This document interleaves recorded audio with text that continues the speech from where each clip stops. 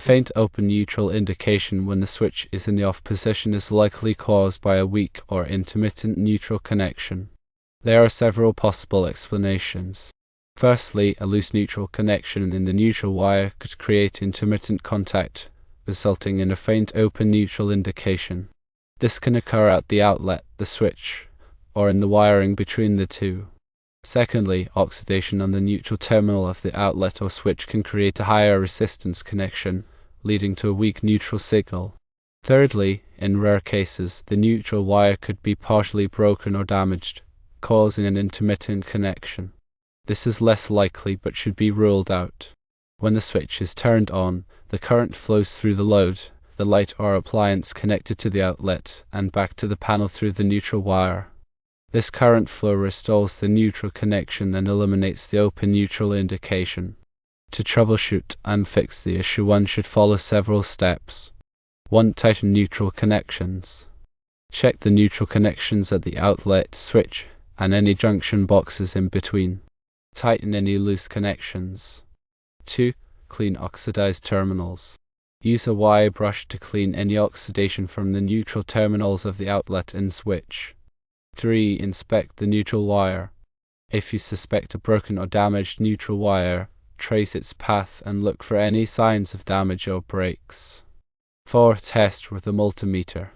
If the above steps don't resolve the issue, use a multimeter to test the voltage between the neutral terminal and ground.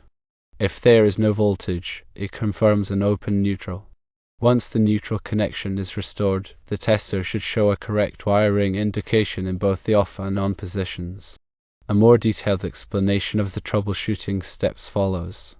Focusing on tightening neutral connections, begin by safely disconnecting the power to the circuit at the breaker panel. This is paramount to avoid electrical shock.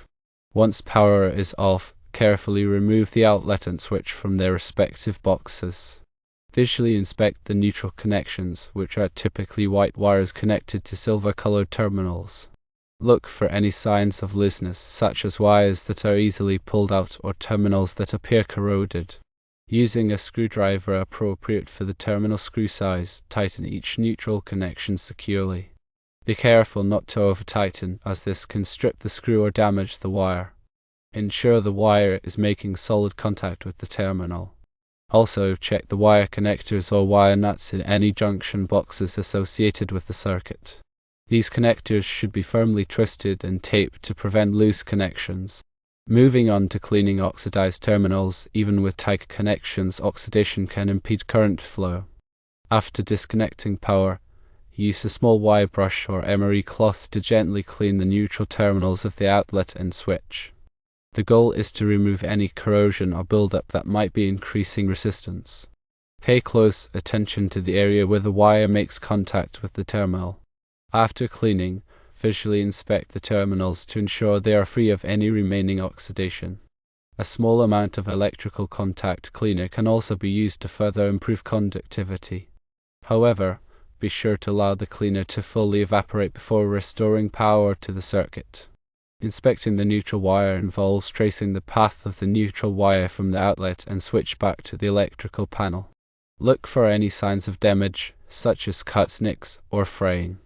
If the wire runs through walls or ceilings, inspect accessible sections in attics, basements, or crawl spaces. A non-contact voltage tester can be used to verify that the neutral wire is not energized when the circuit is supposedly off, providing an extra layer of safety during the inspection. If a section of the neutral wire appears damaged, it should be replaced. When replacing a section of wire, use wire of the same gauge and type to ensure proper current carrying capacity. Make sure all connections are secure and properly insulated. The final step involves testing with a multimeter to confirm the presence of an open neutral. After performing the previous steps, if the faint open neutral indication persists, a multimeter can provide more precise diagnostics. With the power still off, set the multimeter to measure AC voltage. Connect one lead of the multimeter to the neutral terminal of the outlet and the other lead to a known good ground, such as the grounding screw in the outlet box. Turn the circuit breaker on. A properly functioning neutral should show a voltage close to 0 volts between the neutral and ground. If the multimeter reads a voltage significantly higher than 0 volts, it confirms the presence of an open neutral. This could indicate a break in the neutral wire or loose connection further upstream in the circuit. If an open neutral is confirmed, it is advisable to consult with a qualified electrician to trace and repair the issue, especially if the problem is not easily accessible or requires working within the electrical panel. In the process of checking connections, it is important to understand common wiring configurations to ensure proper troubleshooting. Switched outlets, where the bottom half of the outlet is controlled by a switch, often have a slightly more complex wiring arrangement. The neutral wire should still be continuous from the panel to the outlet, but the hot wire is interrupted by the switch. In this configuration, a break or loose connection in the neutral wire can cause a faint open neutral indication when the switch is off because the circuit is incomplete. When the switch is turned on, the circuit is completed through the load, potentially masking the open neutral condition. It is also crucial to consider the age and condition of the wiring. Older wiring, especially in older homes, may be more prone to insulation breakdown or corrosion. Aluminum wiring, which was used in some homes built in the 1960s and 1970s, is particularly susceptible to oxidation and can create unreliable connections. If aluminum wiring is present, it should be inspected by a qualified electrician who can recommend appropriate solutions, such as installing copper pigtails with special connectors designed for aluminum to copper connections. Understanding the function of circuit tester and multimeter is essential for effective troubleshooting. A circuit tester, such as the Ideal Sure Test arc tester, is designed to quickly identify common wiring problems such as open grounds, open neutrals, and hot/neutral reversals. It provides a visual indication of the wiring condition through a series of lights.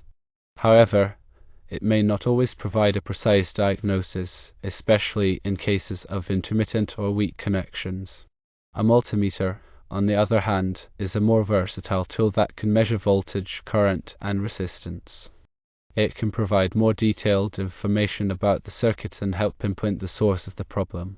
When using a multimeter, it is important to select the correct voltage range and to follow proper safety precautions. Always disconnect power to the circuit before making any measurements and avoid touching any exposed wires or terminals. Furthermore, consider the possibility of induced voltage. Even when a circuit is supposedly off, nearby energized wires can induce a small voltage in the neutral wire. This induced voltage can sometimes cause a faint open neutral indication on a circuit tester, even if the neutral connection is actually intact. To rule out induced voltage, disconnect the neutral wire from the circuit at the breaker panel and then measure the voltage between the neutral wire and ground at the outlet. If the voltage reading is significantly reduced, it suggests that the original indication was due to induced voltage rather than a true open neutral. In addition to the steps outlined above, consider the impact of environmental factors on electrical connections. Moisture, humidity, and temperature fluctuations can all contribute to corrosion and loose connections. In damp or humid environments, it is particularly important to ensure that all electrical connections are properly sealed and protected. Consider using weatherproof outlets and junction boxes in outdoor or exposed locations. Temperature changes can cause wires and terminals to expand and contract, which can lead to loose connections over time. Regularly inspect electrical connections, especially in areas subject to temperature extremes. To further enhance safety during electrical troubleshooting, always wear appropriate personal protective equipment (PPE), such as insulated gloves and safety glasses. Use insulated tools designed for electrical work. Never work on electrical circuits when you are tired or distracted. If you are not comfortable working with electricity, it is always best to consult with a qualified electrician. Remember that electrical work can be dangerous, and it is important to prioritize safety at all times. After completing the troubleshooting steps and resolving the open neutral issue, it is advisable to perform a final verification to ensure that the circuit is functioning properly. Use the circuit tester to confirm that the wiring is correct and that there are no other issues, such as open grounds or hot/neutral reversals. Test the outlet and switch with a known good appliance or light to ensure that they are working as expected. If the circuit powers critical equipment, such as a refrigerator or medical device, monitor its performance closely for several days to ensure that it is operating reliably. Document the troubleshooting steps taken and the results obtained. This documentation can be helpful for future reference or for communicating the issue to an electrician if further assistance is needed. Keep electrical diagrams or notes about your home's wiring to make future troubleshooting easier. Finally, if you encounter any electrical issues that you are unable to resolve, or if you have any doubts about the safety of your electrical system, do not hesitate to contact a qualified electrician. They have the training, experience, and equipment to safely and effectively diagnose and repair electrical problems. Regular electrical inspections can help identify potential problems before they become serious hazards. A qualified electrician can inspect your wiring, outlets, switches, and other electrical components to ensure that they are in good condition and meet current safety standards. They can also identify any code violations or potential fire hazards. Investing in regular electrical inspections can help protect your home and family from electrical dangers. It is important to understand that electrical codes and regulations vary depending on a location. Be sure to comply with all applicable codes and regulations when performing electrical work. Consult with your local building department or a qualified electrician to ensure that your work meets the required standards. Ignoring electrical codes can result in fines, penalties, and potentially dangerous conditions. Continuous learning and staying updated with the latest electrical safety practices are crucial for anyone working with electricity. Participate in electrical safety training courses or workshops to enhance your knowledge and skills. Read industry publications and websites to stay informed about new technologies and best practices. By continuously learning and improving your skills, you can become a more competent and confident electrical troubleshooter. It is also important to recognize when a problem is beyond your capabilities and to seek professional assistance. Complex electrical issues, such as problems within the electrical panel or underground wiring faults, require specialized knowledge and equipment to diagnose and repair. Attempting to fix these problems yourself can be dangerous and may void your insurance coverage. When in doubt, always call a qualified electrician. When describing the problem to an electrician, provide as much detail as possible about the symptoms, the troubleshooting steps you have taken, and any relevant information about the history of the electrical system. This will help the electrician diagnose the problem more quickly and efficiently. Take photos or videos of the problem area to provide additional visual information.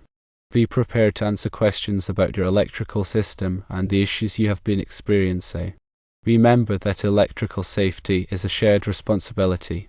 By taking the time to learn about electrical safety and to follow safe work practices, you can help protect yourself and others from electrical hazards. Encourage your family members and friends to also learn about electrical safety.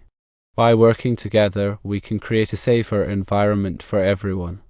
And lastly, when dealing with electrical components, consider static electricity. Static electricity can damage sensitive electronic components. Ground yourself before touching any electronic components to prevent static discharge. Use anti-static mats and wrist straps when working with electronics. Store electronic components in anti-static bags to protect them from static electricity. Handle electronic components with care to avoid damage from static discharge. And remember, safety first.